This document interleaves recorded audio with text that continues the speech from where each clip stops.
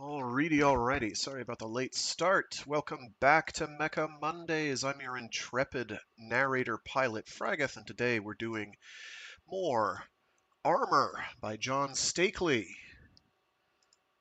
This is a cute piece of not quite cover art. It is armor inspired by, and I have their name here, Curtis Dresser. I thought it was cute. You can't quite read it as well as I'd like, but it says the quote that's at the beginning of the book. You are what you do when it counts.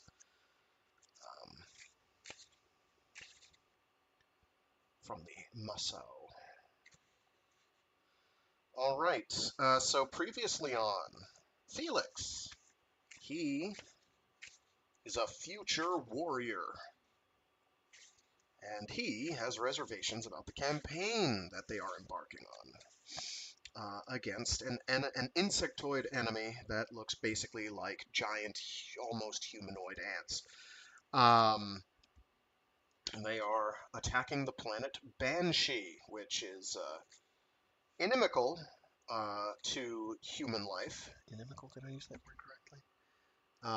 It's not good. Like, we can't breathe the air. The water is completely toxic. Honestly, the only reason we're attacking the planet is because I guess we don't want to blow it up, and it has ants on it. We don't like ants, I guess, or alien cockroach type things. We're not fond. Apparently, when people look at the things, they have a gut deep revulsion. So, extermination is the name of the game. They have some sort of futuristic powered armor, and basically they're going to be sent in to do a fancy campaign where they slap the ants around and win for the glory of Mother Earth. Unfortunately, this does not go well. This does not go as planned. Felix's entire assault force is annihilated, as is the one that they were supposed to meet up with, before going to where the main combat force is, which it turns out is right on top of an enemy anthill. A hive. And there's millions of them. It's not great. Things are not going well. Fortunately, Felix has what he dubs the engine to fall back on.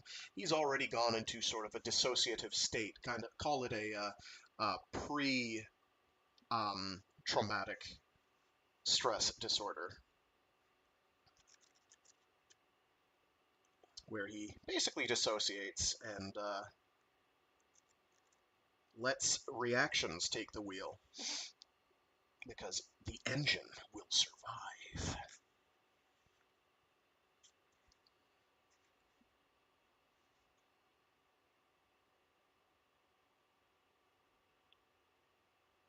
Okay, with that, we are set, I think, to trundle on through all the way out to part 2, which is where it actually gets what you would recognize as a chapter-based structure, which helps me specifically. It's a case of we had to tell you this story so I could tell you this one, because we're going to have a pretty hefty tonal shift. In fact, we're going to have a perspective shift to first-person perspective.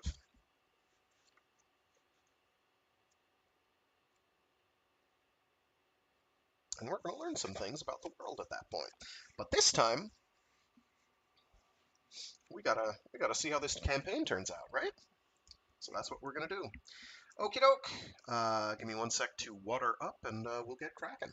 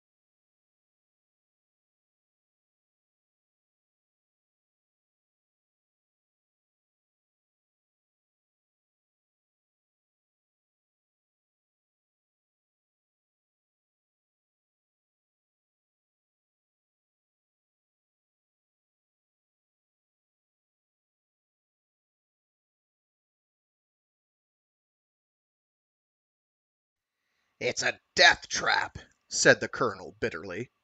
It's all we have, replied Forrest in a patient tone. There's no way down once we're up there. There's just that one set of steps. And only one place to defend. What if they decide to dig straight up through? That'll take a while, even for ants. Either way, we buy some time. I don't like it. Forrest snorted disgustedly, a harsh blast of white sound into Felix's earphones. Damn it, I don't like it either, she retorted. But there simply isn't any other place to go but the mesa. We ought to get started moving the casualties as soon as the able bodies have made connection. I don't like it. I don't like not having any avenue of retreat. The colonel looked up at her then, startled. For perhaps 5 seconds the two stood there, commander and scout, and traded glances. At last the colonel looked away. He sighed. It's a death trap, he said again.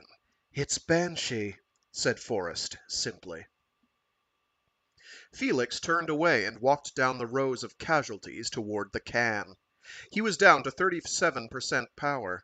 He found a long line of warriors lounging about on the sand. He asked the first, found out that this was indeed the line to make connection. He sat and waited. He wondered why Forrest bothered to argue with the colonel.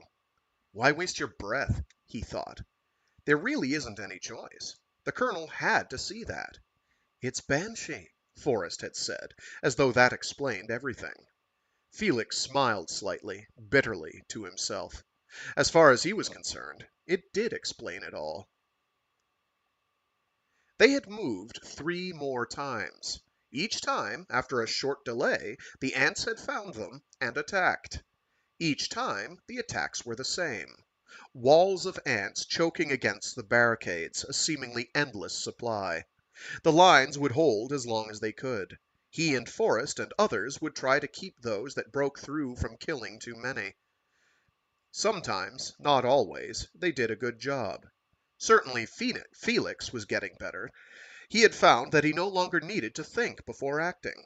He only reacted, killing often 2 ants at once.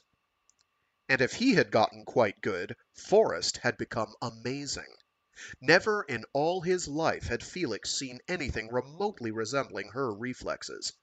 Many times she had managed to cover not only her own area, but his as well. She was absolutely phenomenal. A real-life killing machine. He sighed. Not that it had been enough. Not that anything could have been enough. For despite all their combined talents and all their combined resources, the ants were slaughtering them. Each attack was merely a holding action saved at the last minute by a hail of blaze bombs which would temporarily demolish every ant in sight. But they were running out of blaze bombs. Soon, very soon, there would be nothing to throw at the boiling mass, and they would all be engulfed. They must get everyone atop the mesa. Felix and Forrest had stumbled across it. It was a squat, ovular plateau of sand rising some 20 meters above the desert floor. It had walls that were almost perfectly sheer on all sides. Only a slanting drainage path, carved from erosion, provided a route to the top. If they could get everyone up there, the ants would be forced to bunch together to attack them. No more than 2 abreast could scale that little path at a time. We could make it damned expensive for them, he thought, but of course they can afford it. They have the bodies to spare no matter where we are. But did they have the time? That was the question. Surely there was someone up there doing something about getting them off planet. Surely there was a rescue operation being implemented. And if they could draw it out just a little more, if they could stay alive just a little while longer. Or maybe not. Maybe there was nothing. No rescue, no reinforcements, no fleet. Maybe they were all destroyed in space. Or maybe they all got smart and ran like hell. Felix took a sip of water from a tube, spit it out into another tube. No, there had to be something. There had to be someone. Now that they had found the mesa, and some kind of chance. And not when they had gotten the break with the eclipse. He looked up into the dark gray sky. The entire section of Banshee was currently in darkness. It was not full nighttime, more like dusk or dawn. Still, the effect was similar. It had become, even for Banshee, very, very cold. It didn't bother warriors who could see in the dark with their suits and fight in absolute vacuum. But it, apparently, got to the ants. They had been obviously slowing down. Their movements, never graceful, were now almost ridiculous. They had become parodies of themselves with jerking, puppet-like gestures and slow motion running. It helped a lot. No, they had to be coming to get them. It couldn't all be going for nothing. Not now. Not with the mesa and the cold. Someone tapped him on the shoulder. It was the warrior who had lined up behind him. Felix followed the pointing armored finger and saw that the line had moved along several meters while he was daydreaming. He got up and walked over to join the others. As he sat down, he heard the warriors in front of him, all male, talking on proximity band. Not like real night at all, you see. It's just the eclipse. The place has got 4 moons, you know, and it's... What do you mean it ain't night? Looks like it to me. Not to me, not dark enough. Give it a little while, it'll get darker. No, it won't. It'll get lighter. It's just an eclipse, like I said. Well, that's just like this blasted planet. Earth has eclipses. Got ants, too, but I wouldn't rightly compare 'em. Hey, look here. It's our scout, said the one closest to Felix. You are the one, ain't you? Been working our end of the barricade last couple of fights? Felix nodded. Gotta be him, Obel. There's only 2 scouts. This one and Forrest. What's your name, Scout? Felix. Hello, Felix. I'm Bolov, and that's Yin and Obel. Felix nodded at each of them. Yin's the colonel's aide. He was just telling us the latest. Yeah, said the one called Obel. What's gonna happen now? Forget the rest of that eclipse crap. Well, began Yin, Felix already knows. He and Forrest found the place while we were moving to the mesa. Oh, I can't read. Embarrassment. Well, began Yin, Felix already knows. He and Forrest found the place where we're moving to, the mesa. Ah, shit, said Obel. We moving again? Felix nodded. The colonel agreed? Yin laughed harshly. What choice did he have? Just after you left, he began to get down to it with the staff. Gonna be as soon as everybody hits the can. What's this mesa? Asked Bolov. It's a big hill with only one way up. We're gonna hide up there and make the ants come and get us. Oh, that's not Felix. It's a big hill with only one way up. We're gonna hide up there and make the ants come and get us. What about the wounded? We got more than 300 warriors that can't move on their own. We're gonna carry 'em up there. Obel snorted. What happens if the ants come in the middle of this? That's what the colonel was so worried about. But his flank figured a way. Seems there's 2 sets of kinda steps up to the top of the mesa. We're gonna move everybody halfway up first. Then we can take a little more time moving 'em up the rest of the way. What happens to the ones waiting on the steps? It gets tricky there. Colonel's gonna ask for volunteers to defend the steps just below the landing while the rest of the moving is going on. Oh, yeah? Began Obel. Count me out. What's the matter, Obel? Asked Bolov sarcastically. Don't you want to be a hero? Fuck it. You volunteer. Like hell. This looks to me like the kind of deal where somebody always gets left behind. They got anybody yet, Yin? Just Forrest. She's volunteered for this? Hasn't she had enough? She's had more than enough, if you ask me, replied Yin bitterly. And she didn't volunteer. Colonel just put her in charge of getting volunteers. He volunteered her himself, huh? That's about it. She was mad as hell, too. She said, I didn't volunteer for anything, Colonel.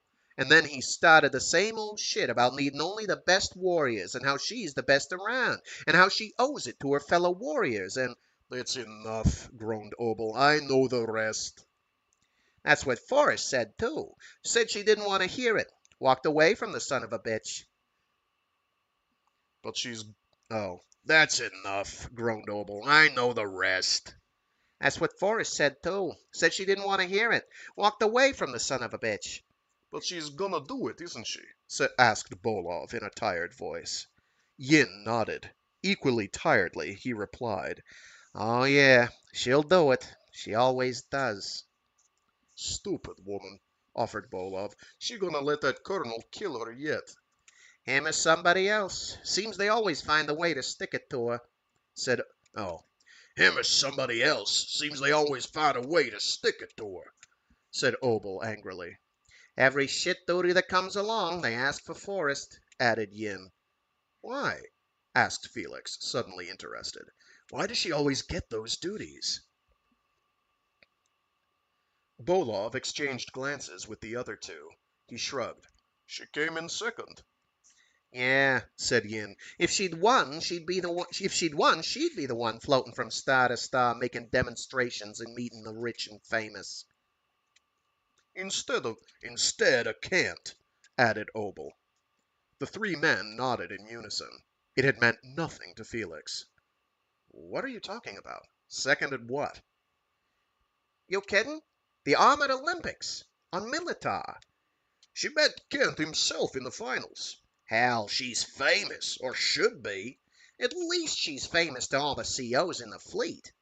Fat lot of good it does her, said Bolov. Second is just good enough that the COs call on her in pinch, but not good enough that anybody else cares.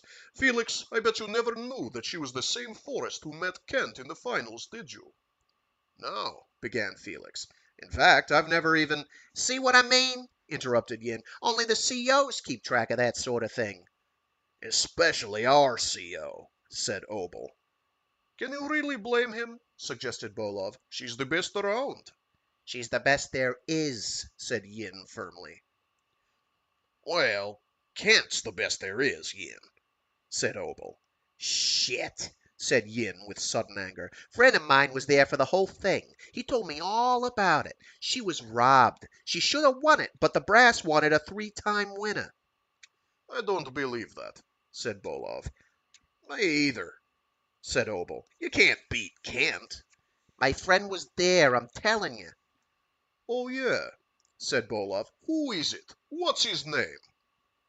Yin managed to look stubborn even through his face screen. She was robbed, he insisted.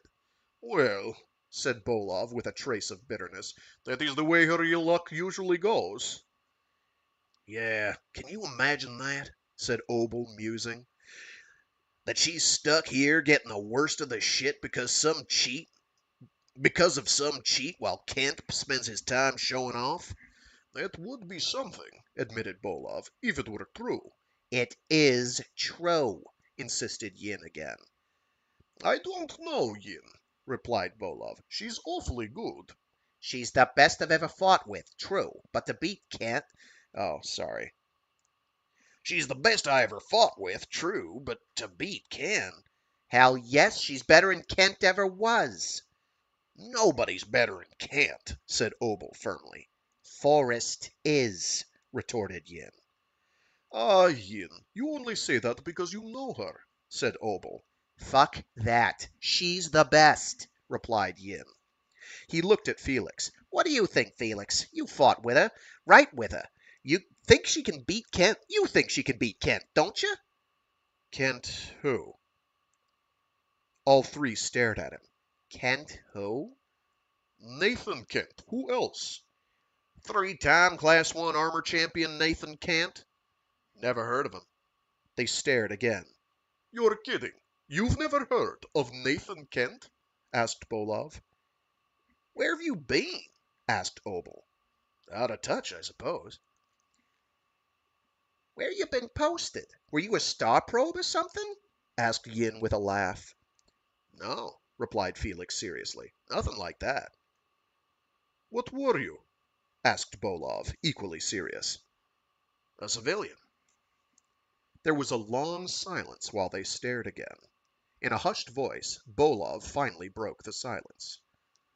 Felix, he asked slowly, How long have you been in the fleet? 9 months. Nine. 9 months? You're a greener? Asked Yin, amazed. What's that? He means, added Obel quickly, is this your first drop? Felix nodded. This is it. Holy shit, Breathed a stunned Bolov. On Banshee. But, but you're a scout. How could you be a scout? Obel wanted to know. I just drew it, I don't believe it. said Obel. I don't believe it, said Obel with finality. That sort of thing just doesn't happen. It might, suggested Bolov quietly. They needed a lot of people fast. This is a full-scale war after all. But scout duty? Wailed Obel. For a man with less than a year? A greener? How long have you guys been in? 8 years, said Obel. 9 years, Said Bolov. 5 years, said Yin. It was Felix's turn to be amazed. You mean this is your career? Hell yes, said Obel. So you've done this before? Fought before? Asked Yin. Sure we have. Fought the Barm on Silo. And the Z's, don't forget them, Added Bolov. How could I? Replied Yin dryly. Hell, blurted Obel importantly. My very first drop was Irvis 3.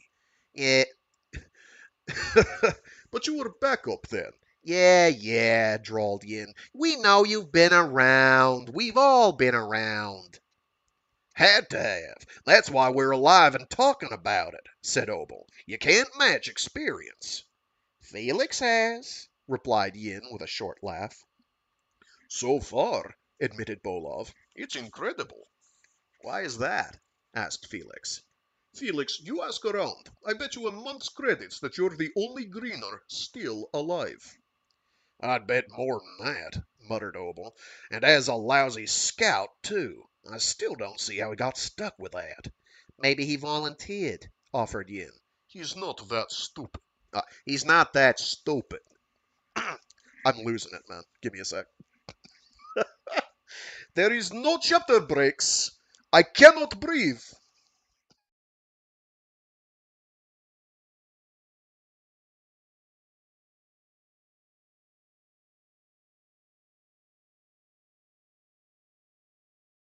Also, they only announce what character is talking like every third quote. So I'm faking it. Maybe he volunteered, offered Yin. He's not that stupid, replied Obel. Maybe he wants to be a hero, returned Yin. Some do. I bet he did volunteer. Bet he did. Bet he didn't, replied Obel. Which is it, Felix? Asked Bolov. Are you stupid? Or just unlucky? Felix smiled slightly to himself. I didn't volunteer for anything. You volunteered for the goddamn war, didn't you? Prompted Bolov. Yes. That was your first mistake, Said Bolov. Maybe your last, Added Obel. Why'd you do it? You from Earth, huh? Yeah, added Yin. Your family is in South America? You here to get revenge? Felix stared, taken aback. No, he said at last. I'm not from Earth. Yeah? Asked Obel. Then why did you sign up? Felix stared at him, hesitant. Bolov saved him. It doesn't matter now, he said. He's here now.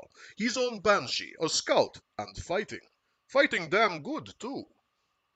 A lousy scout, mused Obel. A greener scout. Do you know where that puts you on the stat? At the very... Cut that, Obel, growled Bolov. That won't help anything. I figure he's got a right to know. Oh, is that what you figure? Shut up. No, said Felix, resigned to it all. May as well give it to me. It's the survival table, Felix, said Yin in a quiet voice. And? Bolov was hesitant. Look, Felix, it's like this. They have this scale that gives the odds for survival for any given warrior on any particular drop. They change for each drop. Like for a greener warrior, it's a 4. For what? 4 for 10, offered Obel. Bolov sighed. It means that there are 4 chances out of 10 he'll make it. A statistical survival rate of 40%. Felix couldn't believe his ears. You mean to say that only 40% survive their first drop? If it's a major drop, Added Obel quickly. You know, an assault drop. look, Felix, explained Bolov.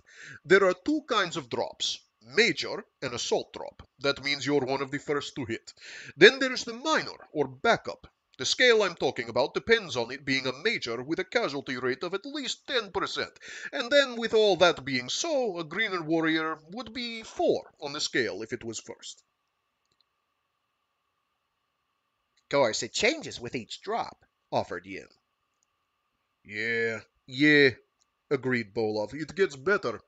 Second drop rate's a 6, 60% chance. Third is 7. Fourth is as bad as the first though. It's 4 too. It's 4 too. Overconfidence sets in, added Obel. Know-it-alls that figure it can't happen to them just because it hasn't yet. Forget to duck. Yeah, said Bolov, continuing. Anyway, it's 4 for the first, 6 for the second, 7 for the third, back to 4 for the fourth, and back to 7 for the fifth. Sixth, seventh, and eighth are best. They're all 8. Then it starts down again. Ninth is 7, 10th is only 5. You get tired, you know? Anyway, it stops at 10. Nobody's ever made more than 10 major drops. And most drops aren't majors, Yin reminded him. Most are just backups. Only 1 out of 7 are majors because they rotate you that way. The odds are a lot better on backups. 9 for vets. Even greeners get 8. That's why greeners should always drop backups first, offered Bolov. You get experience that way, which helps you later on. It works out better somehow. I don't really understand it all. But say you're like us and you do 7 backups before your first major. The stat says you then get the same rating as if it were really your third major. You get a 7. See? Vaguely, replied Felix, understanding a little. How many drops have you made, Bolov? Me? 18. But only 3 were rated as major, and, really, only 2 of them were really bad. For the other 15, I was rotated to the rear, where it's a hell of a lot safer. There's lots more warriors around you most times. Of course, none of them were this Banshee shit. So your odds would be... I'm at 8 now, we all are. We've got experience, the know-how, plus we get lots of rest. The more rest you get, the less chance of battle fatigue, added Obel. Said Felix, thinking aloud. Then I'm at 4. No, replied Bolov, a trifle embarrassed. You dropped a scout. That's different. That's worse. A lot worse. That's worse, said Obel. A lot worse, added Yin. Scouts never get better than 6, no matter what. And since you're also a greener... So I'm a what? You're a 1. What? 1, Felix. Bolov said tiredly, sadly, as if pronouncing sentence. That's 1 out of 10. A 10% chance. Felix stared at him, not speaking. You should never have been dropped as a scout your first time, added Bolov hurriedly, consoling. Not as a greener, agreed Obel. You were robbed, insisted Yin. Nobody said anything for a while after that. Occasionally, the other 3 would stare at Felix, awaiting some reaction. But Felix was long past reacting to any of it. Long past lots of things, he thought. And then the line had brought them to the can. There were only 3 spaces. Felix waited while the other 3 made connection. And, just as he was about to step up, Forrest appeared beside him. You're just now making connection? She asked, surprised. It was a long line. You don't have to wait in line. You're a scout. You get priority. She stepped in front of the warrior behind Felix and made connection. Being a scout is a lot different from being a warrior, my friend. Felix sighed, made connection beside her. I've heard that, he said in a tired voice, and watched his dials rise with the surge of power.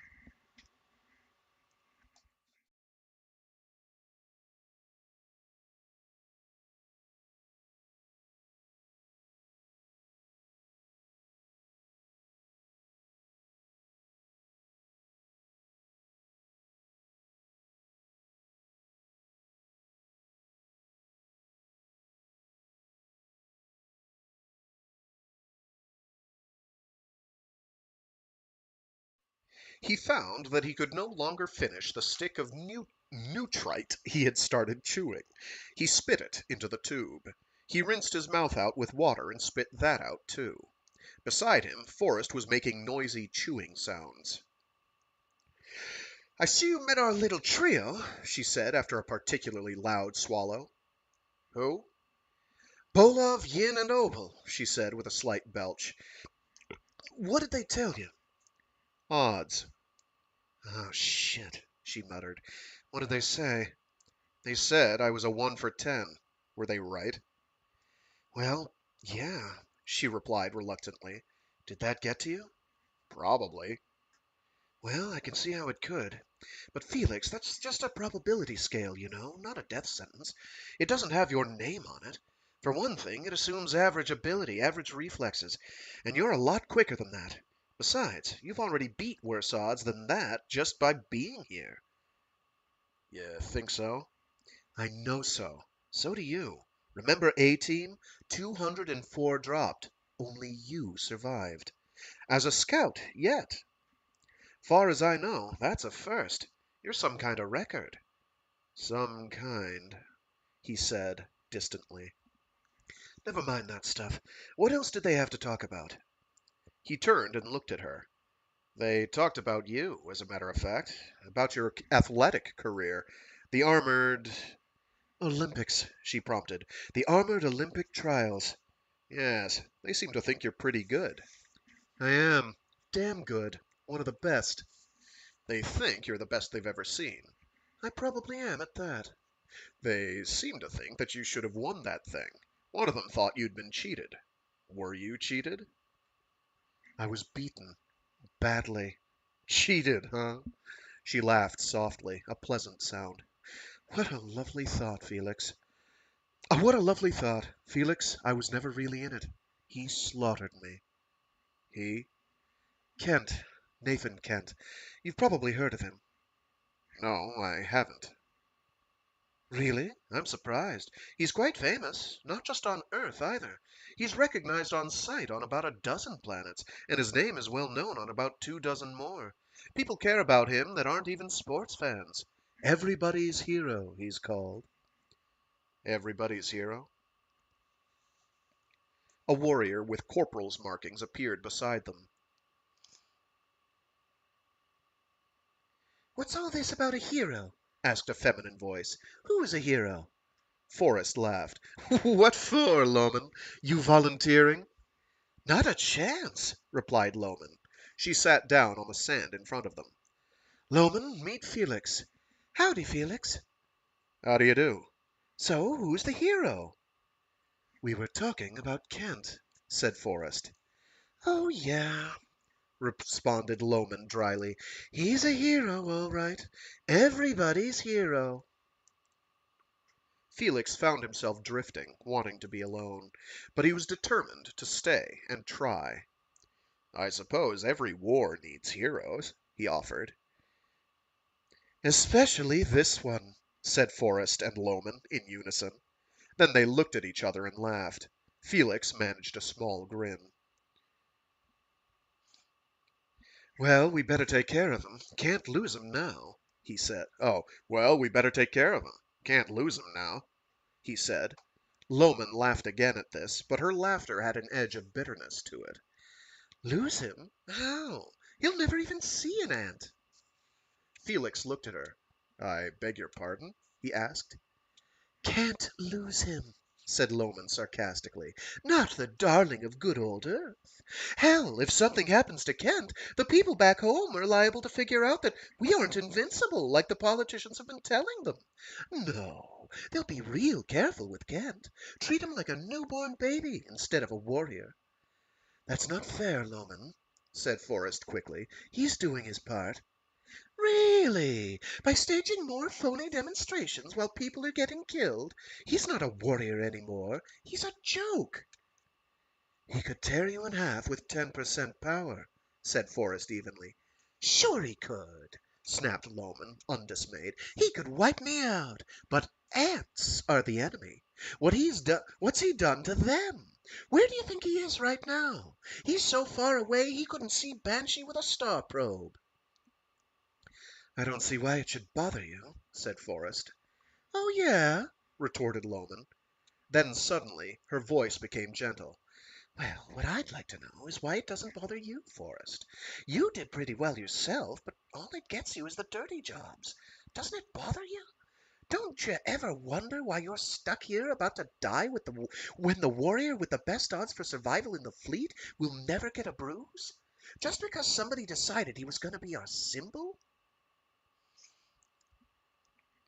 Somebody didn't decide. Everybody decided. Or maybe he decided it. He is the best, you know. I know, snapped Loman. That's the point. Loman, asked Forrest patiently, do you really think he has any choice about where he's sent? Do you really think he's a coward? No, of course not. But just the same, I'd like to see him make a drop. Suppose he did. We could all say, looky there, he's just a regular warrior like the rest of us. Would you like that? Yes. Would you? Would you really? I said yes, snapped Loman.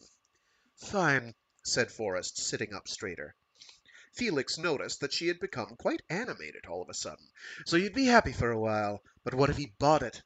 What then? That would be pretty bad, wouldn't it? Of course it would be bad. I wouldn't want... You're goddamn right you wouldn't, retorted Forrest with a growing fervor. Felix looked at her. And you know why, too, Loman. Because he's not like everyone else, and you know it. He's not. He is a symbol. He's everybody's symbol. And more. It's like he's the kind of thing that's all of us put together to... He's the best of us, said Felix, reciting. The best of our best, the best that each of us will ever build or ever love. So pray for this guardian of our growth, and choose him well. For if he be not truly blessed, then our designs are surely frivolous, and our future but a tragic waste of hope. Bless our best and adore, for he doth bear our measure to the cosmos. Hot damn! Shouted Forrest. That's it! That's exactly it! Where did that come from, Felix? Asked Loman, equally touched. Is that a prayer? Not precisely. It's part of a coronation ceremony. Coronation? Repeated Loman. You mean like royalty? Like a king? Felix wished he had kept his mouth shut, replied evenly, King in a way. The title is guardian. It's beautiful, said Forrest. Yeah, agreed Loman. But what's that part about choosing? You don't choose royalty. Don't people just have to okay it no matter what? No, said Felix. They can refuse a potential guardian before he assumes the title. He was lost then, for an instant, in the past. In his youth, he continued after a moment, fumbling somewhat. The other two seemed to sense his unease. Sounds interesting, said Forrest. Fascinating, echoed Loman. What planet did you say this was from? I didn't, replied Felix curtly, deciding, suddenly, to end it. There was a long pause while the other two exchanged glances. Finally, Loman broke the silence. You're a strange one, Felix. What are you doing here, anyway? Felix lifted his helmet and met her gaze as best he could through their two face screens. Fighting ants, he replied evenly. And what else? Loman wanted to know. Fearing ants, he added. Said Loman after a slight hesitation. Well, I must be off. Nice meeting you, Felix. And she was gone. Forrest got up said Loman after a slight hesitation. Well, I must be off. Nice meeting you, Felix. And she was gone. Forrest got up then, too, mumbling something about some sort of duty. Felix sat there alone and tried not to think, but, of course, could not help it.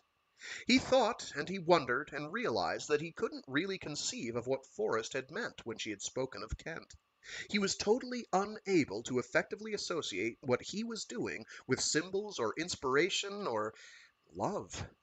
For it was a form of love that he had seen in her voice.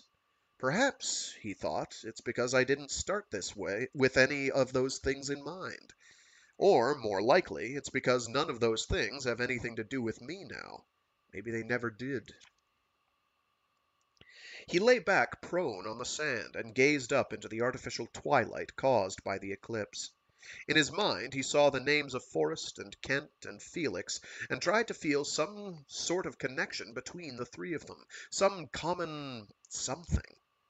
A little while later he gave it up. And a little while after that he decided that it didn't matter at all.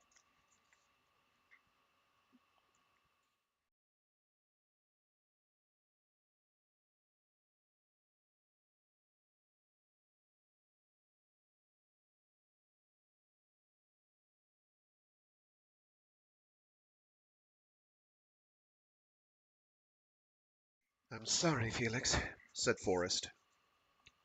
Felix said nothing.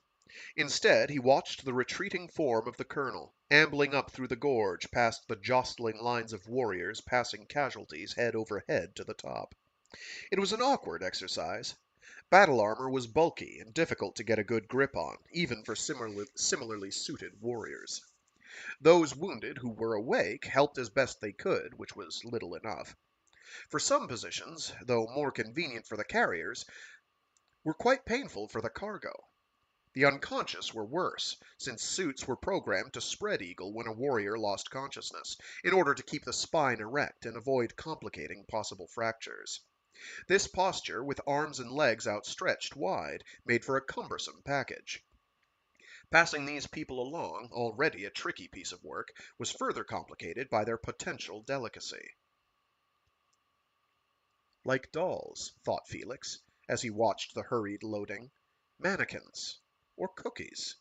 That was it. Cookies. Giant gingerbread men. The colonel, he noticed, had stopped on the lower section of the landing. He was busily directing the loading, or attempting to. His blue and white striped arms, symbols of his rank, made exaggerated gestures to punctuate his instructions. No one seemed to be paying any attention to his orders, or even acknowledging his presence. Felix turned away, wearied by the sight. "I'm sorry, Felix," repeated Forrest. "He shouldn't have ordered you. He should have waited for you to volunteer." He looked at her, looked away, said nothing still. Forrest persisted. "It's not that he's got anything against you personally, Felix." "He said that," Felix answered at last. "It's just that you're a scout, with a scout's ability to maneuver." "He said that," Felix replied. "Felix," said Forrest with some emotion, "try to look at it from his point of view. We've got all these casualties to worry about, and you're damned good at this. You've got to admit, and—" "He said that, too. He said it all." "Oh," replied Forrest hesitantly. "Well, I can see how you must feel about it. He was wrong. He should have waited for you to step forward. He was wrong." "No," said Felix in a tired voice. Said tired in a Felix voice. "No," said Felix in a tired voice. "He was right. I wouldn't have volunteered." He turned then and faced her squarely, closely, so that their faces were dimly visible to one another. For several seconds, warrior faced warrior, pragmatist faced fatalist, silently, eloquently. "Yes," said Forrest at last, averting her eyes as she spoke. "He was right." She turned away and started up the hill behind the last of the casualty bearers. "Come on, I'll explain the procedure." Felix followed. At the halfway mark of the gorge, a broad, smooth-faced chunk of tightly packed sand formed a two-tiered landing of sorts. Forrest stepped from the gorge onto the first, lower section and stopped. 6 warriors, evidently the actual volunteers, stood in a row, waiting. Felix eyed them curiously. "This is our station," Forrest began. "I figure they can only get to us in 2 ways, from the gorge directly, or by using that ledge there." She pointed to an outcropping of sand which ran the lower length of the landing. "We'll try to hold them here first. If we can't, then we move up there to where they're loading. We only have one route to defend from there." One of the warriors stepped forward. "Why not just start up there?" he asked in a high-pitched tenor. Forrest shrugged. "The CO wants us to try to stop them here before they even get close to the helpless." "Figures," muttered another, deeper voice. "Okay," said Forrest calmly. "If it gets to be too much, we'll move in a hurry. Just remember to keep the escape route open. Don't let anything get behind you." "Don't worry," said a third voice. "Maybe we won't even have to worry about it," offered the tenor hopefully. "It's still pretty dark, and it looks to me like they're moving 'em pretty fast." "Hey, yeah," said someone else. "We might get lucky at that. Look at 'em up there." "No," said Felix coldly. "Not up. Look down." All turned to look in response to his statement. Below, the ants were steaming toward them from the edge of the maze. Unless it's a misprint. "Okay," said Forrest hurriedly. "You three get with Felix over there on the right side. Cover the ledge. And you three stay with me. We'll take the gorge. Get moving." Felix stepped over into position.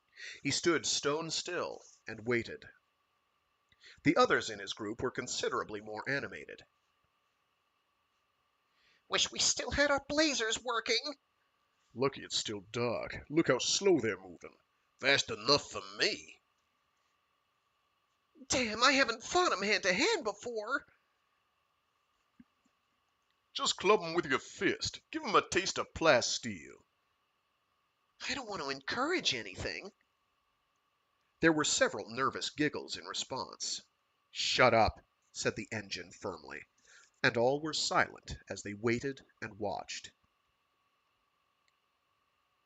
The ants streamed steadily up the gorge, with only one in the lead. Forrest, deciding apparently to take a chance, leaped down a few meters and clouted the lead ant on the side of the skull with the toe of her boot.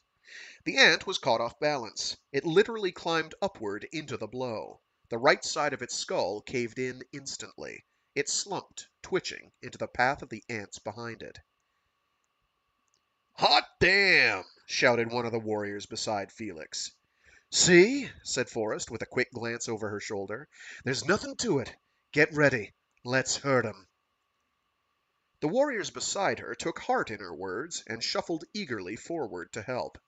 They pounced on the ants as they appeared. One grabbed hold of a claw while another pounded awkwardly at the skull. That ant fell, and then another fell to Forrest's forearm, and then there was too much happening for Felix to continue to watch. He met the first ant on the ledge with a wide swinging blow with the open palm of his glove against the left eye. The eyeball burst, streaming. Felix finished it off by simply shoving the creature backward off the ledge with his foot. He grabbed an awkwardly groping claw from the second and dragged the creature forward into a thunderous forearm smash that shattered the thorax. Without waiting for the ant to fall, he turned to the next. Beside him, the other three plunged bravely forward. They slammed at the ants with their much more powerful warrior armor. They punched and kicked and gouged, missing often, sometimes way off balance. But in that limited area, the ants couldn't reach them en masse, and their crude efforts were effective. Noting this, Felix elected to let the heavier, bulkier warriors match the initial brunt of the attack. He skipped back and forth between the three, lending a well-timed blow to each individual struggle. The warriors had a tendency to become entangled with the grasping claws and pincers, but before the embrace could become lethal, Felix was able to step in and make the kill. At first, the warriors would verbally acknowledge his aid, but as the height of battle slowly grew, the acknowledgments were limited to grunts, and then finally silence. The battle continued in this manner for several moments. Despite the lack of skill of the other three, Felix found that they were managing to hold their own. The ant bodies were stacking up onto the ledge, making further attacks more difficult. And when the bodies were used as stepping stones to reach them, Felix stepped down onto the ledge itself and heaved a large, twittering stack over the side. That effort brought a rousing cheer from all three of his fellows, a sound that the engine was no more aware of than it had been of the earlier sounds of gratitude. It got tougher after that. The ants became more numerous, more insistent in their rush. The time to retreat would obviously have to come soon. Still, it would be a while, and time was what counted. All seemed to be going well. And then the hammer fell again. Felix had managed to notice the transit beacon's flickering light a second before the concussion. He had thrown himself and one warrior to the ground and shouted for the others to do the same. But in the excitement of the struggle, the other two had merely looked in his direction, not really thinking about what he had said until it was too late. The landing shook and rocked and skittered off to the side. A great cloud of sand splashed up the slope into the air around them. There were several horrible cries mixed in with the thunderous roar. Felix stood up as soon as the tears stopped shaking beneath him. Through the cloud of dust and sand he saw that Forrest still had two warriors with her. He looked quickly around. His other two men were nowhere in sight. "Back up to the others!" shouted Forrest. "Get up there!" "But what about... Oh." But where are the other two? They were right here, blurted the one man left from Felix's group, the tenor. For answer, Felix hauled him to his feet and shoved him stumbling toward the upper section of the tier. At the steps, the tenor turned to protest. Felix ignored him, lifting him bodily onto the next step. Forrest beside him was similarly hurrying her charges. "Move it!" she urged in an icy tone. Then, "Oh, shit!" as she turned back around to the edge. The ants, only momentarily stunned by the blast, were now shuffling 5 abreast toward them across a recent break in the tier. "Heads up, Felix," she said as she met the first ant. Felix slammed a boot through the first ant, effectively stepping right through its severed midsection and bashing the one beside it with a backhand blow to an eye. He spun around, freeing his foot, and jammed an armored elbow at a thorax. He took a step back, then leaned quickly forward and rammed his shoulder into another. He lifted the ant and flung it away from him into the paths of several others. He took another step back, then another. The hammer fell again. The tier rocked mightily. Ants and pieces of ants were catapulted through the air, some ramming him. He fell to the floor of the tier just as it broke loose from the face of the mesa itself. A crack appeared in its face. There was another quick jerk, the sound of more ripping sand, and Felix was flung into the crack. Forrest struck the wall beside him, tumbled sideways by the tilting sand. A dozen ants followed.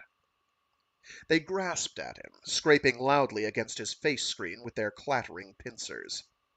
He shoved at them, grabbed at exoskeleton and twisted and heard the sound of it splintering.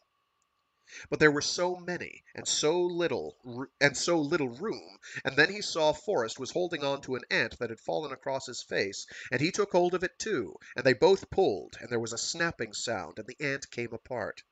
He struggled to his feet, felt the ground rumble beneath him. He held out a hand to Forrest, saw that she was engulfed by claws and skulls.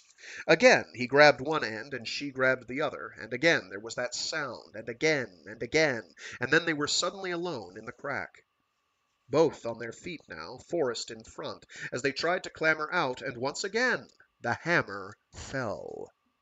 The tier they had vacated tilted wildly, shuddered, and finally sheared loose completely, rolling and tumbling down the slope, crushing hundreds of bodies of the thousands of stunned ants that packed the gorge.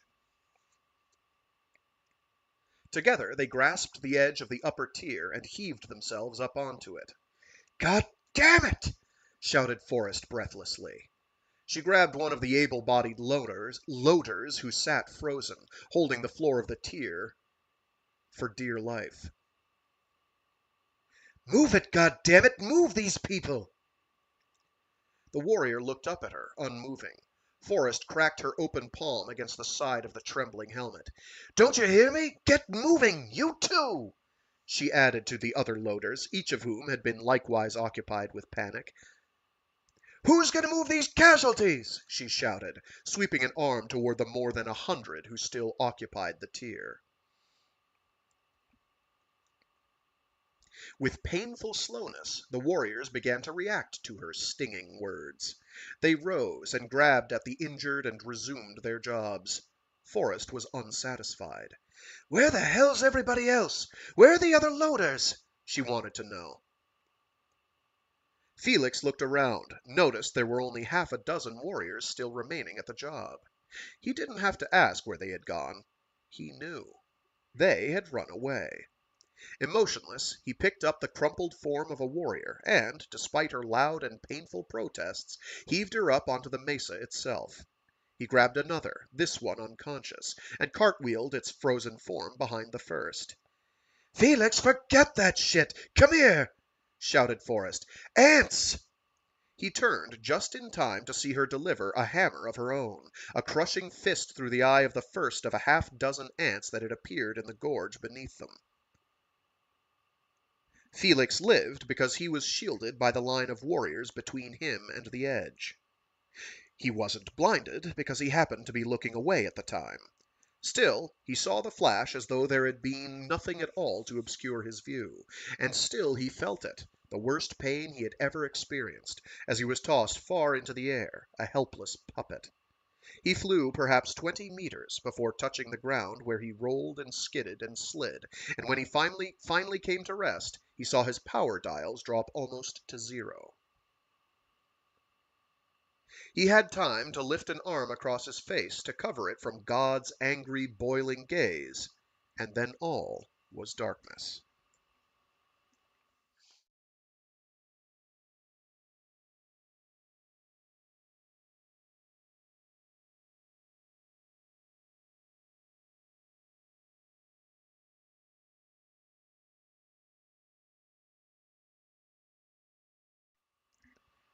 The can was only a few meters in front of him, but the body was in the way. He knew he would never make it. Still, he tried. He focused all his concentration on the muscles of his right thigh, and, with incredible effort, managed to draw it forward underneath him. He was afraid to pull it too far, afraid he would overbalance and fall off his elbows. It had seemed to take hours to get them propped up beneath him. If he should fall now, he would never be able to get back up again. He rested then, as much as he could, with the weight of 500 kilograms relentlessly trying to drive his body into the sand. The helmet was the worst part, he thought. 50 kilos alone right there. I'd better not fall. If I do, the helmet will break my neck. He took several deep breaths, then held the last one. He strained and heaved and tried to move his right elbow forward. The pain from his shoulders erupted again instantly, as he had known it would. But somehow he had forgotten how bad it was. He screamed as bolts of agony lanced through his shoulders and down his back. For a moment his vision unfocused, his head swam wildly. "Oh God, don't fall," he thought desperately before he fainted. Later, when he had awakened again, he decided that he was insane, and that it was good. I have to be mad. I must be, to get this far. To make connection, I will have to be madder still. He shut off his mind then. He didn't want to carry these thoughts, or any others, further. I will stop thinking right here, at this spot, where I have reached resolve. And so, not thinking of the pain he must certainly feel, not thinking of the damage he was doing to himself, not thinking of the mere 12% power remaining, not thinking of the ants who would surely return, not thinking, he tried once more. This time the scream was shorter. He hadn't enough strength to do it properly. When he awoke the next time, and tried again, his body refused. Amazed, he tried again, but his body would not respond. This is absurd. I have strength, still, I'm thinking. I have strength, still, I'm thinking. Oh, there's too many commas! Why are there so many commas? It's making it hard to read. Curse you, Steakley. So it reads like this. This is absurd, period. I have strength, comma, still, comma, I'm thinking. I'm thinking. I must have so- Oh, I have strength. Still, I'm thinking. I must have some energy left. Okay. This is absurd. I have strength. Still, I'm thinking. Unless it's I have strength. Still, I'm thinking. I must have some energy left. Whatever, let's move past it. But he could make nothing move. No limb, no muscle. He became angry.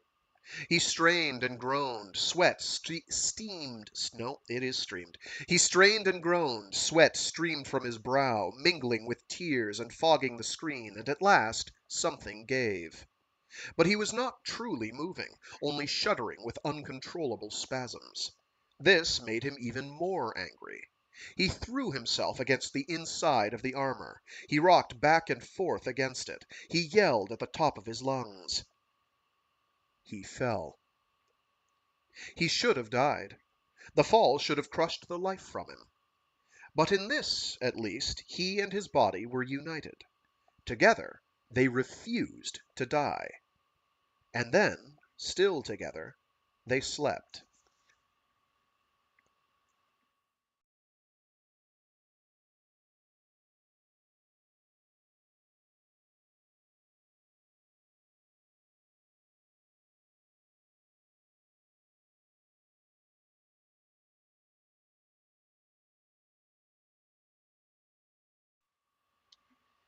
Forrest wanted to know where all the real medics were.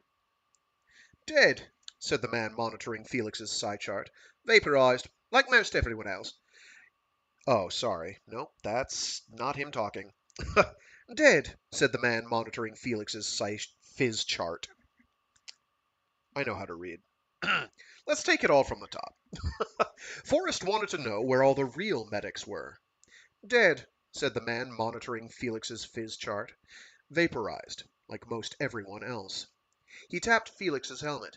You'll live, for a while, but I'd hate to have your shoulders. What made you try to crawl in a day suit? Most of the skin around your joints is scraped off. Are you crazy? Felix considered this. Yes, he replied, and stood up. The pain doubled him over. Ooh, watch it there. Give the painers a chance. Go sit down somewhere for a few minutes. Better, lie down for as long as you can. I'll watch him, offered Forrest as she stepped up to his side. You're in worse shape than he is. You'd best watch each other.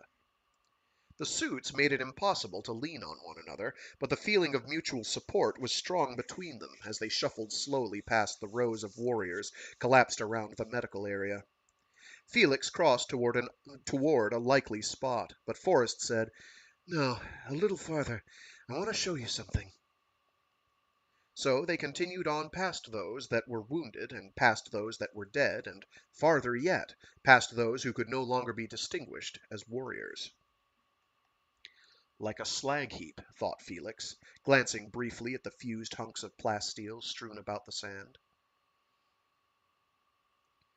They reached the edge of the mesa, where the sand was glazed slick and black by an ugly film.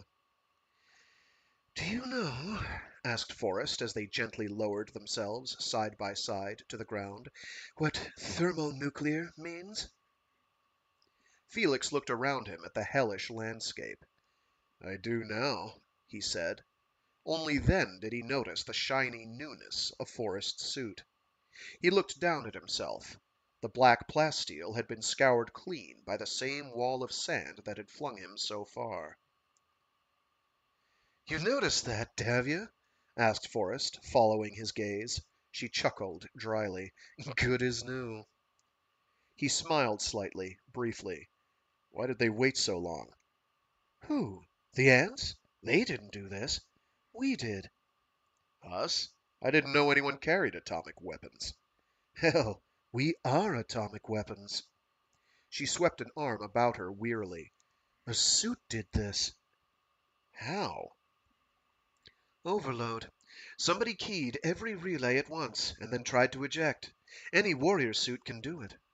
I didn't know. You aren't supposed to. No one is. It's a way to go that might be too dramatic to resist. Can you imagine what this would have done to the inside of a starship? But still, what about accidents? She shrugged, a bulky gesture. Shouldn't be too likely. The odds against it happening randomly are enormous, or so I'm told. Makes sense. Some suit functions would be contradictory to others. Who would key every one of them at once and try to eject at the same time? Somebody did. Martinez did. He looked at her. She returned the look, Glanced away. I found out about it at the Olympics. Sounds silly, I know. But there are lots more things a suit is required to do in competition. When I qualified, one of the wardens took me aside and warned me. And Martinez? Martinez was there, as a yeoman. He must have found out somehow. Sounds like him, anyway. Crazy guy, Martinez. We got in a lot of trouble together.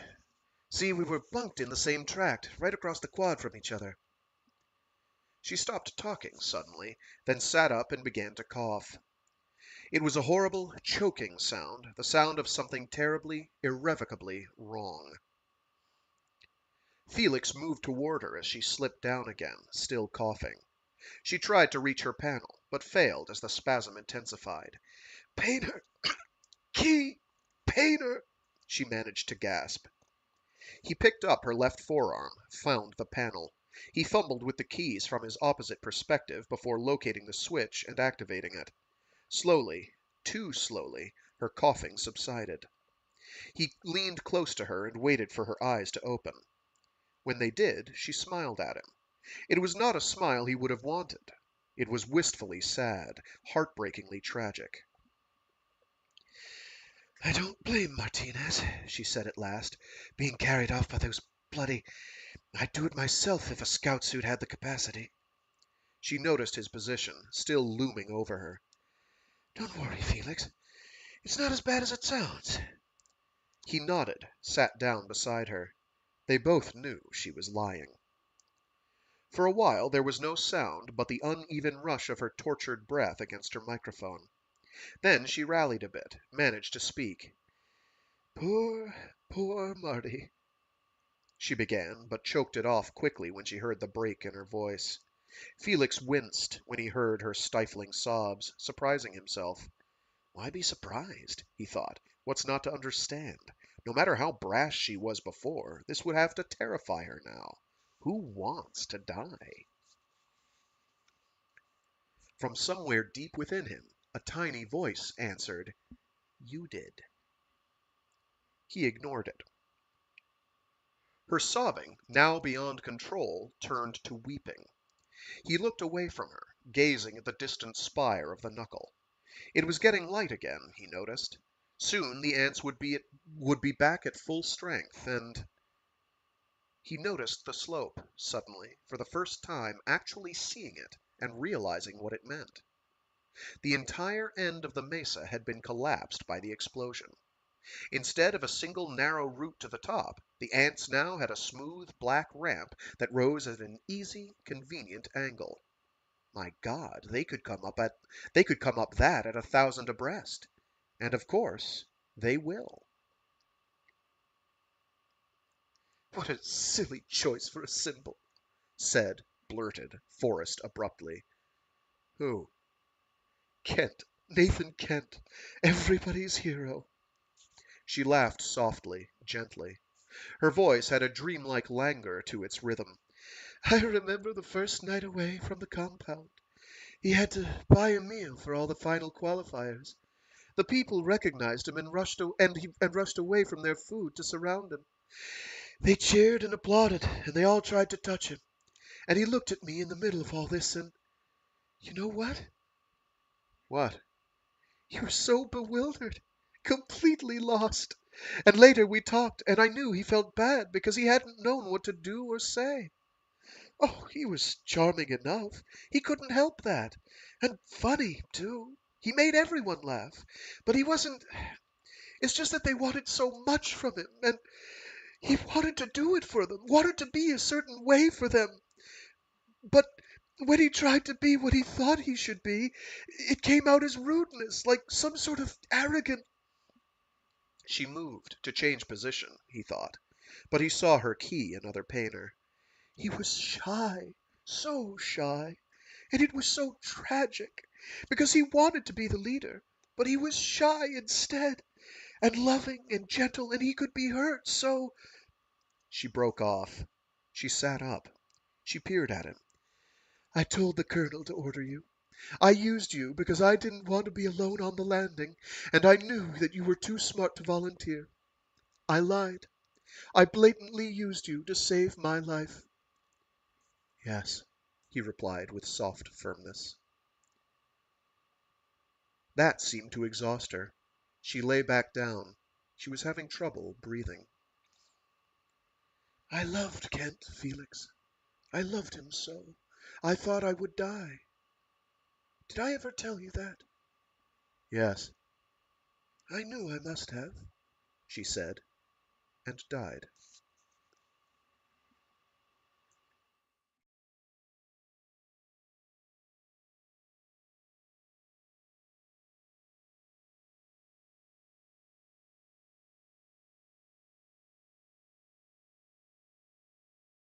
Felix couldn't believe his ears. "That's ridiculous," he said. The major who had replaced the now dead colonel as CO looked up suddenly. "Is that what you think?" was his surprisingly calm reply.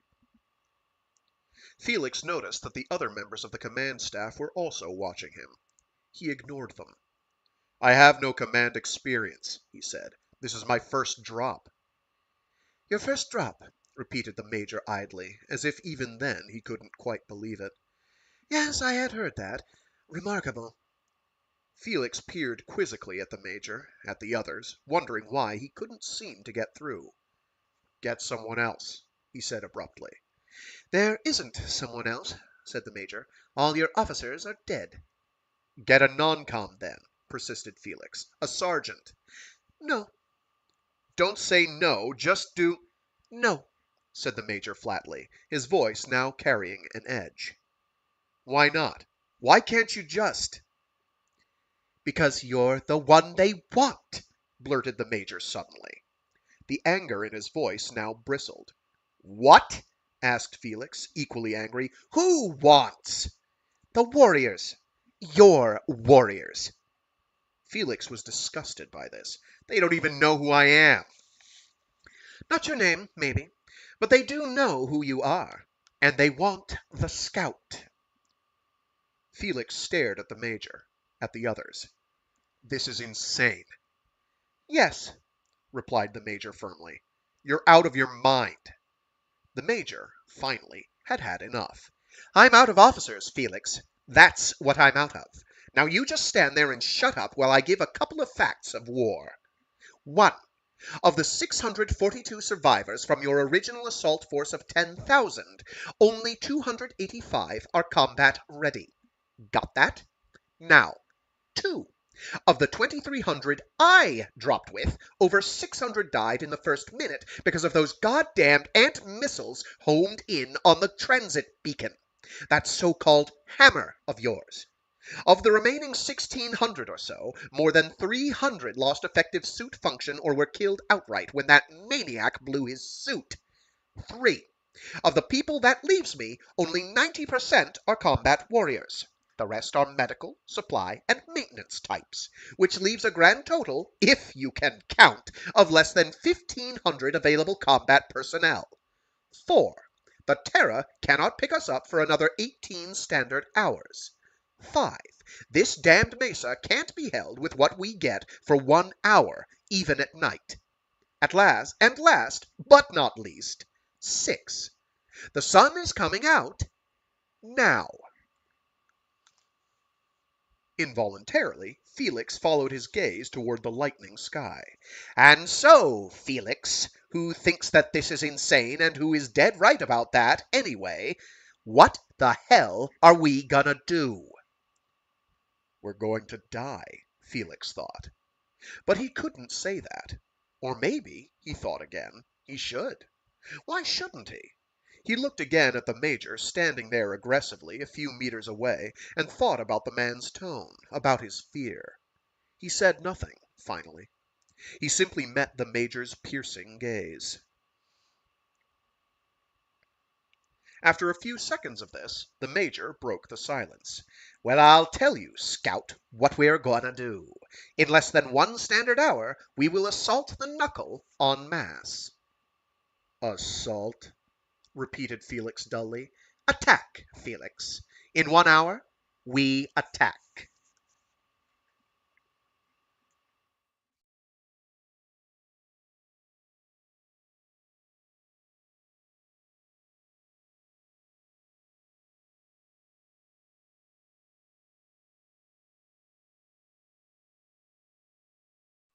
Lieutenant Fowler, second in command, introduced him to the volunteer. His name is Bailey, I believe, said Fowler, pointing. He's a veteran, 4 years. Felix only dimly heard her. Oh, sorry. His name is Bailey, I believe, said Fowler, pointing. He's a veteran, 4 years. Felix only dimly heard her. He was looking at the mass of silicon plaster being hurriedly applied to Bailey's suit by 3 medics. He took a couple of steps toward the group and peered down into Bailey's screen. There was a lot of blood in there. Felix stepped back, choking with a sudden desire to gag. I know, said Fowler, but they say he should live just long enough to do the job. Does he? Felix began, then found he had lost his voice. Does he know, you mean? Asked Fowler. Felix nodded. Yeah, he knows. And he'll do it. I told you. He's a veteran. Felix looked at Fowler, looked away. Is that what a veteran is? He asked. Partly, said Fowler. Felix, for no clear reason, nodded again. Come on, said Fowler brusquely, her voice returning to a businesslike tone. It's time to show you the target. Felix followed her back to the circle of officers that served as command center. They passed hundreds of warriors preparing to travel. Have a seat, offered Fowler, and key your input relay. I'll show you the picture. Felix sat, keyed the proper relay. Keyed the proper key, sorry. After a brief pause, his holo swelled, and the 3-dimensional topograchart. Ooh, I like that. That is a new word. That is a fun sci-fi word. Topograchart. It's like topographic and chart if you took them and then ripped the guts out of them and slammed them together to make a double-ended human centipede of a word. Sorry, I got a little excited there.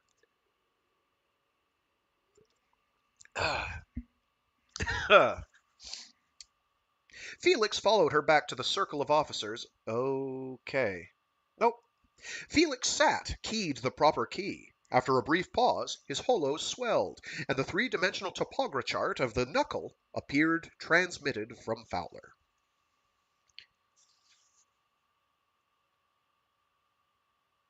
They should have put the... So there's a comma after Knuckle. It should have been put after appeared. You know what would solve this problem? Having a frickin' editor. An editor would have told you, that's too many commas, or that's a misplaced comma, or this is impossible to read because your use of punctuation is aggressive. It's aggressive. I think you can do better. I'm just saying, I had an English teacher once, many, many years ago, who said, as a rule, avoid using commas. If you put in extra commas, you're putting in too many. There is a fine line between adequate comma usage and too much comma usage. And frankly, this exceeds that. This exceeds that by a safe margin. I'm sorry. Learn where your commas go, kids. Get an education there, boy and girls. It's important. Sorry. I'm getting off task. It'd make someone reading it aloud. Oh, why? It would make someone who's reading it aloud's life much easier. Ahem.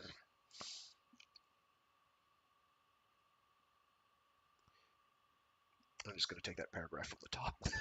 Felix sat, keyed the proper key. After a brief pause, his holo swelled, and the 3-dimensional topograchart, I'm rereading it because I like the word topograchart. The 3-dimensional topograchart of the Knuckle appeared transmitted from Fowler. The three-dimensional topography chart of the knuckle appeared, transmitted from Fowler. There we go, much better. The view was of the knuckle's southern face, the side closest to their position, at a distance of perhaps 700 meters. Fowler's disembodied voice began to narrate. This is from about the center of the maze. Rather imposing, is it not? Felix grunted in response. The viewpoint altered. This is from the nearest edge of the maze. Notice the sides still appear smooth. Felix already had. Like a sculpture, he thought, gazing at the apparently sheer sides that seemed to have poured upward from the sandy soil. It was as if it had been molten ore at one time.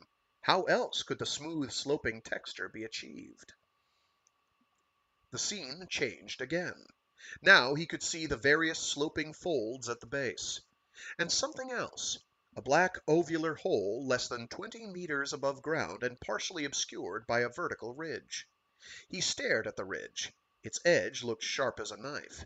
That's your target, the black oval, offered Fowler. There are others that you can't see from this angle, but the computers think that this one goes almost straight through to the core underneath. A thin dotted line appeared on the screen, running a twisting course from the sand to the hole. That's your route, said Fowler. Watch that ridge. It's as sharp as it looks. How? Asked Felix. I don't know, answered Fowler distantly, but it doesn't matter. It will blow like everything else. The scene changed again. Felix seemed to be in the air directly above the spike-like summit of the knuckle itself. The terrain at the base was clearly visible, as well as the beginning of the maze. Several small arrows appeared at various maze entrances. The cannon will be here, continued Fowler. They won't actually damage the surface of the knuckle, but they should be able to clear a path for you people. Another arrow appeared. This is your starting point. Key that. Felix touched a switch. The arrow became a permanent part of his map. He had done the same with the dotted line showing his route. Well, that's about it, said Fowler as she stopped the broadcast. Have you got it all? Felix nodded, looked at her sitting on the ground beside him. A lot of information. Why didn't the assault force have this? They did, but they never had the right opportunity. Or, her voice became slightly hushed, the right weapon. But we do, replied Felix with bitterness. Bailey. Fowler looked away. Her voice was a faint whisper. Yes. Then she turned back toward him. About your command, you're entitled to an added rank. Would you like to be a lieutenant? No, that voice would say lieutenant. Sorry. You're entitled to added rank. Would you like to be a lieutenant? Why? Fowler seemed to hesitate before speaking. Then you don't care about that? Felix thought about it. No, he said at last. Fowler hesitated again, then slid closer toward him on the sand conspiratorially. Felix, don't worry about the command part of it. We found a vet to organize your bunch. He'll take care of most things. Just tell him what you want and let him do the ordering. What's his name? Bolov. Felix almost laughed. Anything else? Not that I know of, unless you have questions. He stared at the distant spire of his destination, almost completely obscured by a rolling cloud of sand. Just one question. Why you? Prompted Fowler. Yeah, said Felix, his voice cold. Why us? She breathed a long sigh into her mic before replying. Felix, who would you use? The rest of us just got here. You've made other drops. But we've never touched an ant. None of us. And you and your people are the 3%, the only survivors from an assault of 10,000 warriors. Maybe it's luck, random chance. Not likely. Not in this business. Business? What business? War. I don't believe that. Why? Is it too simple? Felix shook his head. Too sloppy. Several flashes lit the area. The light was joined by the hot, razor scream of blazer cannon. Felix stood up, watching as the beams arced through the air toward the knuckle. But the beams landed short in the maze itself. Right on time, said Fowler, standing beside him. We'd better get started. What's this for? Asked Felix. The maze. We haven't got time to negotiate it, so we're leveling it up to the leading edge of the knuckle. Felix nodded vaguely, watching the giant shards of sand vaulting wildly into the air. Soon the entire maze was obscured by an enormous dust cloud. Come on, said Fowler. The Major wants to see you before you go. How much time do we have? About... She broke off quickly, listening, Felix assumed, to some message he couldn't hear. None, she said at last. None at all. The ants are coming out. Together they ran to the cannon.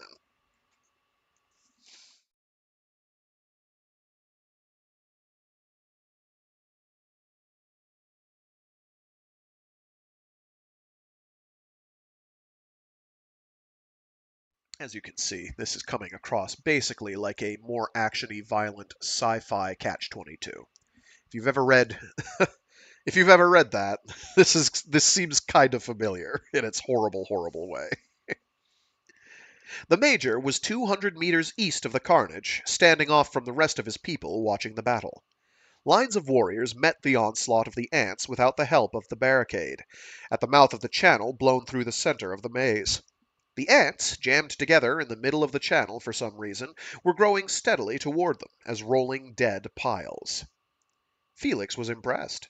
They really were holding. For now. The Major had been standing with ponderous armored arms crossed over his chest. He loosened one and pointed past the battle to the foot of the knuckle just visible over the dust. "That's the last spot we can cover you, Scout. See it? Looks like a saddle. Or a bench." "Yes." The Major looked at him.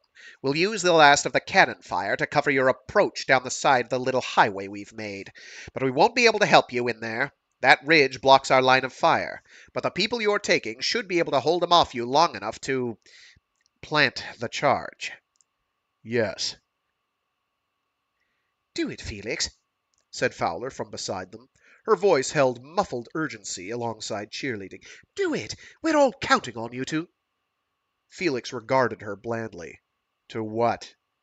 Fowler shrugged uneasily. To do the job. We're all counting on you." "You mean you're all counting on me to throw Bailey down that hole, don't you?" "Yes," she whispered. "Shut up, Felix," snapped the Major. "That doesn't help, and we can't hold them much longer." Felix looked again at the line of blazing warriors. He saw them, then, as the desperate people they were. He felt the proximity of their panic. They're not heroes, he thought. They're stuck. And he knew that they would never hold for his retreat. Once they reached the hive, they would be alone. His group was forming up beside them. A dozen warriors. Bolov. Fowler faced Bolov. "All set?" "Yeah," said Bolov, nodding shortly. "They all know what to do?" she persisted. "Yeah." "Yes." "What about Bailey?" Felix asked. Bolov shrugged, looked at the sand between them. "I think we'd better hurry." Felix nodded. "Okay. Where is he?" Bolov gestured toward the warriors. "Tyr's got him." "You do it." Bolov nodded. "Okay." Felix sighed. "Better get him." Bolov nodded again, turned to obey. Felix regarded the warriors shifting nervously, all eyes on the battle. Or on him. He turned away. The lines were still holding, the rolling, twittering exoskeleton still coming on. He felt something he couldn't pin down. Not eagerness, of course, and not simple excitement. Anticipation? Bolov appeared, carrying Bailey over a shoulder. "You ready?" Felix asked him. Bolov laughed shortly. "Hell no!" Felix smiled distantly. Yes, anticipation. One way or another, it was finally about to stop happening to them all. "All right." Oh. "All right, let's get down to it." He nodded to Fowler. "Give the word." Fowler nodded, said something only she and the cannon crews could hear. There was a brief pause, and then, with a searing scream, the remaining cannon fired. The main thrust of ants pouring through the channel died almost instantly as they were simultaneously broiled, sliced, soldered by the intersecting hourglass beams. Felix turned to the ones to follow him, met their joint gaze, turned away, and began the rush down the blackened sand. He didn't look back to see if they followed, but loped firmly ahead at a pace a laden Bolov could match. The cannon ceased abruptly as he reached and passed the holding lines. He began to accelerate as the sand flattened out before him. Ant remains smoldered in his path, thinly scattered here to the side of the reeling main body. He glanced at the jumbled mass of enemy as he passed quickly alongside their length. He was drawing no obvious surge. He chanced a little more speed. He was almost to the next section of maze, and cover, past the last lines of remains, before he looked back to the others. They were right behind Bolov in the lead, stumbling up the slope. Felix kept running, deftly avoiding the smoking ant refuse. He wanted to reach the base of the knuckle, perhaps even the bench itself, before the ants could reorganize their attack. The flashes of blazer fire from off to his right told him he had been too hopeful. The other holes, unseen from his position, must already be emitting more ants. Still, there was hope. The others were still firing, still standing fast against a certain powerful impulse to flee. And, if he couldn't see ants yet, they couldn't see him. Or would that matter? Wouldn't they be able to detect his presence on the very walls of their hive? Would they actually have to see him? Would they actually have to see him? With that thought, Felix leaped over the last rocky steps of the desert floor, and pounded up the slopes of the knuckle itself. The footing was firm, the grainy surface perfect traction for his plasteel boots. He saw instantly that his proscribed route was unnecessarily cautious. He changed direction abruptly and climbed the slope to the bench in 3 giant powered strides. The others, he knew without looking, would follow his lead. The bench was, for the time being, empty. The target hole loomed over him invitingly, only 10 meters or so up the slope. The wall here was steeper than he had realized, but still easily navigable. Felix nodded to himself. It was going to work. He turned and looked back, and the others were almost there. Bolov had dropped back a bit into the crowd to protect his irreplaceable cargo. Felix waved them exuberantly toward him, felt the rush of relief from those others who reached the bench and found it still empty. They turned, too, and began to wave Bolov quickly forward. He heard their voices, exultant with unrestrained happiness. "We can do it! We're gonna make it!" And then Bolov was there on the bench itself and moving through the crowd, holding out Bailey toward him like some honored trophy. And then the nightmare began. There were screams and shouts and people pointing and firing their blazers at close range, and the ants were everywhere, everywhere around them. Not from the saddleback, not from the multitudes, but from the target hole itself. 10, 20, 50 ants appeared in its mouth and slid, clawing and flailing, down the steep slope into them. Someone screamed again, and Felix was knocked off balance as the ones closest to the attack tried to push back away. He fell to one knee, but dragged himself up quickly, yelling Bolov's name and trying to reach him through the panicking mob of warriors. Dimly he heard Bolov respond, and then he saw him through the jumbling mass. Bolov had dropped Bailey and was being pushed away from him by the crowd. Felix and Bolov slammed toward one another, reaching Bailey simultaneously, lifting him, staggering, toward the slope and the hole. A blazer struck the slope beside them, and Felix screamed for the warriors to stop firing before they killed one another or him. He stumbled and drove himself against the crowd toward the slope, punching through at last and leaning against it, with Bolov beside him, holding Bailey's legs in one arm. Pandemonium. Warriors screaming and firing and randomly and trying to run all at the same time. Beams of blazer fire struck randomly everywhere, and Felix motioned to Bolov that they must climb the slope, must do it now while the slightest chance still remained. Bolov seemed to nod, or at least seemed to understand, for they started up the slope together, slipping and sliding and being jarred by the jostling, teeming warriors, and then a mass of ants was upon them, and he lost Bailey.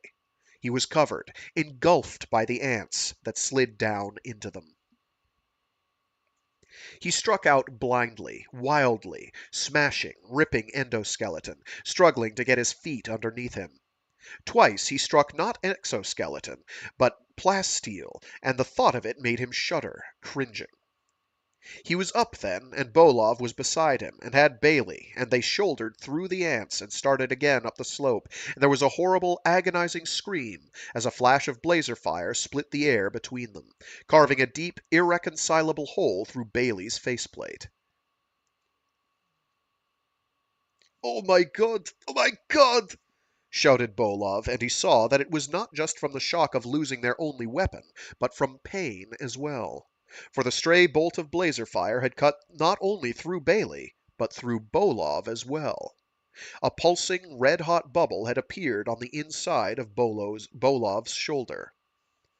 Felix stared in morbid amazement as the bubble rose and expanded, and threatened to burst, as it surely must. Bolov screamed again, and clutched at his shoulder with his free arm, and shouted over and over that he was dying, dying. Felix had him then, dropping Bailey. He had his helmet clamped tightly to his side, with his left arm, as he launched them up the slope. His right arm stretched out high for some purchase, the fingers of his gloves clawing wildly at the grainy hive. He jerked and kicked and struggled and slid back some at every moment, but somehow managed to get the two of them up the slope and away from the crowd. They were several meters to the left of the hole itself, parallel to it, and the ants couldn't reach them without slipping down. The few that managed to leap toward them he met with a resounding kick that shook them free of their grip on the wall and sent them sliding down into the roar of battle below. Briefly, Felix noted the many who were already running away, with the ants hotly pursuing. And farther, he saw that the covering fire from the maze itself had long since halted. He was alone, as he knew he would be. He struggled and kicked out at another ant, sending it sliding, and at the same time pushing himself and his cargo farther up the slope. Bolov was completely limp in his grasp, moaning loudly, unintelligibly. Felix grasped him with both hands and yanked him upward onto the slope beside him. He reached for Bolov's forearm and began to work the relays. Bolov, seeing what he was doing, began to sob. He tried, feebly, to struggle out of Felix's grasp. But Felix held him firmly against the slope, slapping away his futilely waving arms. Grimly, he continued to work relays. He looked up once and saw that the mouth of the hole was less than 3 meters away and just beneath him. He was just in the right position. The ants couldn't reach him in time. If only they wouldn't know to toss Bolov away. The last relay controlled the interior light of Bolov's suit, and then Felix saw the man's face clearly for the first time, saw that he was perhaps 5 years older, saw that he badly needed a shave, saw that he was weeping openly. Felix placed the surface of his face screen against Bolov's. "You know what to do?" he asked in a cold, distant tone. Bolov cursed him deliberately, soundlessly, and Felix knew that he would do it. He nodded, almost to himself. He judged the distance to the hole, tensed his muscles. Bolov's voice stopped him cold. "You, Felix," said Bolov calmly, hopelessly, "are a filthy human being." Felix saw the lips working, saw the tongue accentuate each syllable, and felt a weight upon him growing and growing. But the engine only nodded in agreement, and then it rolled over, holding Bolov with both hands, and flung him into the hive. Felix was sliding down into the mass of humans and ants, and tearing himself away and through them, and then he was sliding again down the slope of the saddleback, and then he was running, across the blackened sand toward the maze. He leaped and turned and darted through the ants and the warriors. Some were alive, some were not, but he paid no attention either way. He shouldered past several slower moving warriors and stomped wildly into the entrance of what remained of the maze. He passed more and more warriors as he reached the leveled area, but he didn't stop, didn't hesitate. The fear, and only the fear, controlled. The terror. Past the blackened sand and to the slopes of the mesa, traveling now as fast as he could travel. Arms waving, eyes flickering, tears welling up in his eyes, he ran. And ran and ran, and then he was up the mesa and crossing it, and he thought that it was too late now, that Bolov would never be able to do it by now. He must be dead already. But still he ran, the terror ruling all. He tripped at the edge of the mesa. He fell at 100 kilometers an hour. He struck the sand and rolled. He carved deep ruts where elbows and knees dug into the sand. A great cloud erupted around him. He continued to slide across the last few meters, and then he fell, completely out of control, down the long slope of the mesa. As he struck bottom, Bolov ejected, and the battle finally ended.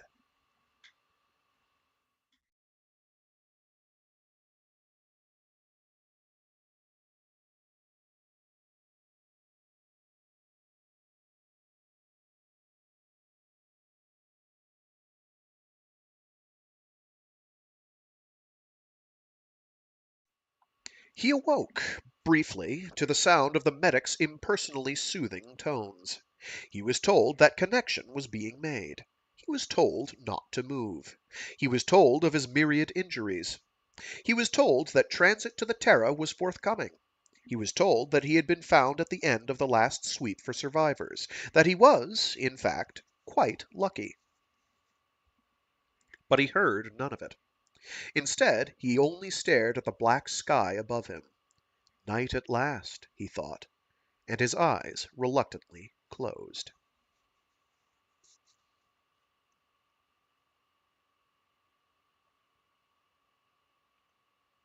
The doctor eyed the worst of the cyst-like bruises, the one that completely covered his right shoulder. "You can't wear a suit like that, no," he said. Felix felt a surge of relief so overwhelming that the awful pain was momentarily eclipsed. He noted the doctor's glowering, disgusted expression, and felt his cheeks to see if they were red.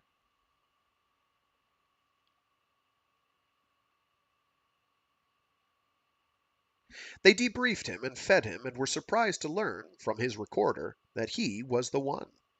They had surely thought the hero of the knuckle suitable for martyrdom. They later became angry when he ignored their questions. They thought it was because he now thought himself to be too superior to respond. This belief intimidated one of the officers, who marked his personal log with a negative entry.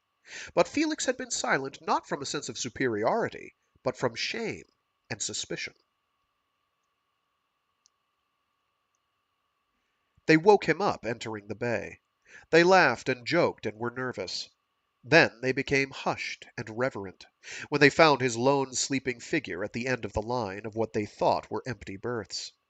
Quietly they stowed their gear and crept out into the hall to talk, out of respect for a veteran.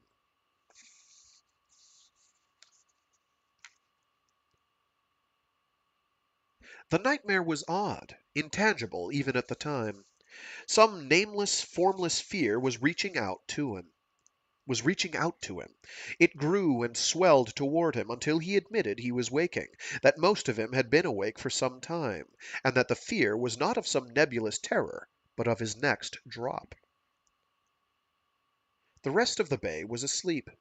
He pulled himself up out of his berth gingerly, wincing from the pain of the cysts. He padded back and forth between the rows of berths.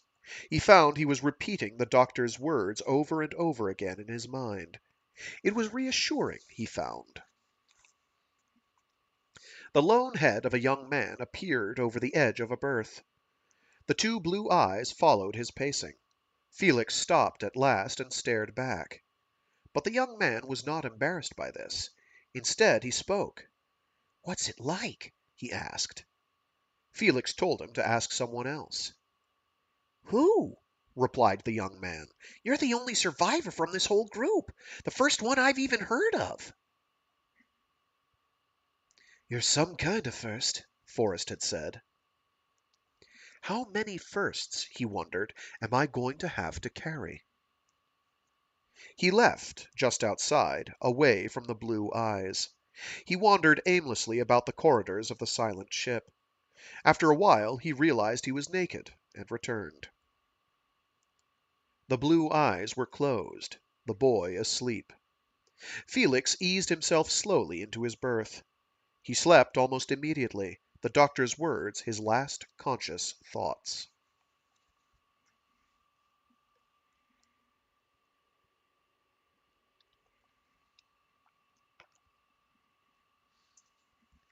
The console at the foot of the berth had called to drop all available combat personnel from his squad, his group, his sector. And his was the only name left. He kept the horror out of his face when the replacements read this on their consoles. Trying to keep from running, he stepped quickly from the bay. Outside, in the corridor, he skipped toward the infirmary. This doctor was pleasant and understanding, refusing even to notice the tremor in his voice as he spoke of computer error. She only nodded and led him to the bed. "Those must really hurt," she said about the cysts. He nodded gratefully, managing a nervous smile. The medics came soon and gave him salves and treatments, and then a machine covered his body in an ultra-sheer, ultra-thin envelope, leaving gaps only at the necessary orifices. At first he fought to hide his elation. Then he was embarrassed by his needless fear. Then he was slightly ashamed at his attitude. Later, when he realized that the envelope was designed to enable him to wear his suit despite his injuries, he was too numb to speak, too wobbly to stand. In the cubicle, the black suit embraced him.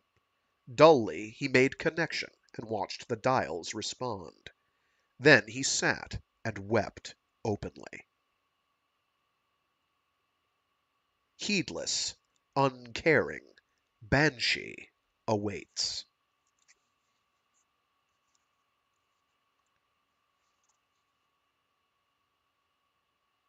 And that is the end of part one of Armor by John Steakley.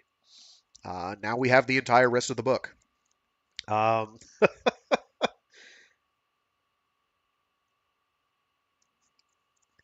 There are some plot twists coming.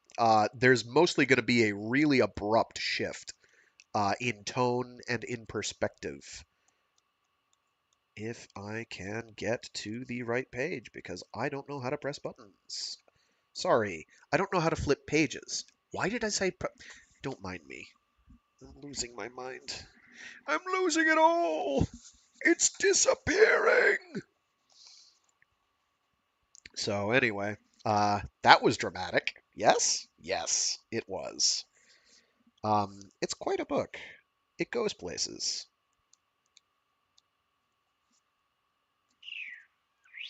What page is that? Yeah, it's probably good. Okay. Unfortunately, it's been a while, so I don't remember the perspective shift of who we're shifting to offhand. But anyway, hope people enjoyed so far. Hope I'm doing it some reasonable amount of justice. Um, I've had, I think, 2 people who listen moderately regularly request it, but I can't remember when. Probably at 2 separate times. So hopefully people are digging it. It's a good one. I think it's a solid evolution of the idea, or a different take. It wears the fact that it's homaging Starship Troopers on its sleeve. It's absolutely wearing it on its sleeve. I mean, even doing things like, "Oh, are you from South America?" Because Buenos Aires got hit. Was it Rio de Janeiro? In I don't remember now. Anyway, it wears it on its sleeve. Um, but here's where we get the major shift coming up, and it's going to be abrupt, and you're going to be wondering, wait, is Frag reading the same book? Huh? Huh? What? What this? And then we do get back on track, and things are going to be like, oh, okay, we're talking about multiple lines of narrative that are going to wind up meshing at some point. Oh, okay, got it. So all I'm asking is be patient for a couple of weeks, because it will take a while. Um, but it's pretty good. Anyway, hope people are digging it. After we get armor done, I'll probably do All You Need Is Kill. Um, which kind of in turn is sort of there's parts of it that I'm reasonably confident are homaging armor, um, namely the male lead with the female lead, and Felix's relationship with Forrest, sort of thing. It's different, but it feels spiritually like it's a follow up in that regard. But there's other stuff going on there too, a lot of other stuff. Anybody who hasn't read it, or knows the background or doesn't know the background premise of it, I'm not going to spoil it here and now. But it's cute. It's cute. It was a fun read, um, and we'll be getting to that sometime in the next couple months when we're done with armor. Okay. So with that, I'm going to call it. Thanks to everyone who tuned in. Hope you enjoyed. If you didn't enjoy, I'm sorry. Uh, I'm sorry. Um, I Yeah, that's it. I'm sorry. So yeah, I'm gonna go. Stay safe, stay sane. Be cool or toasty as per your personal preference or geolocation permits, and be decent to each other. Yep. Okay, I'm gonna dip. See you all later. Bye.